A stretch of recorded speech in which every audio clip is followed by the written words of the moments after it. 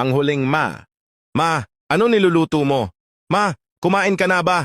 Ma, saan mo nilagay yung damit ko? Ma, aalis lang po muna ako. Ma, may pera ka? Ma, tara alis tayo. Ma, anong gusto mong pasalubong? Ma, saan ka pupunta? Ma, samahan mo ko ha. Ma, pauwi na ko. Ma, pasok na po ako.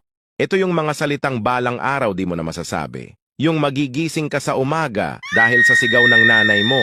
Yung maiinis ka kasi may ginagawa ka pa tapos uutusan ka na ulit. Yung medyo ginabi ka lang ng uwi, galit na galit agad. Yung nagpalaki sa'yo, yung nagluwal sa'yo, yung bumuo ng pagkatao mo, yung gagawin niya ang lahat para mapakain lang kayo. Lahat ng yan mawawala.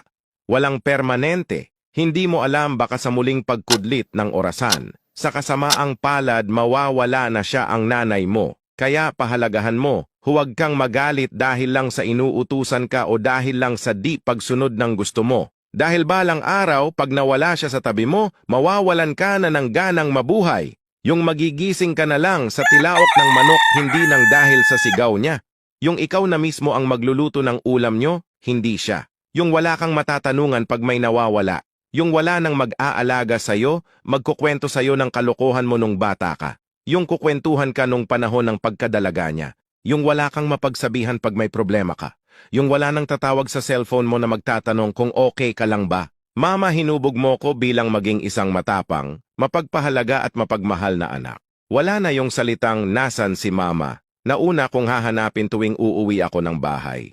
Kaya habang buhay pa o habang may oras pa, pahalagahan mo, alagaan mo, huwag mong kagalitan. Dahil sa pagdating ng araw, lahat yan magiging isang masayang alaala na lang na bibit-bitin mo hanggang sa pagtanda. Kaya ikaw na nagbabasa, kung buhay at malakas pa ang mama mo, ipakita mo kung gaano mo siya kamahal, napakaswerte mo.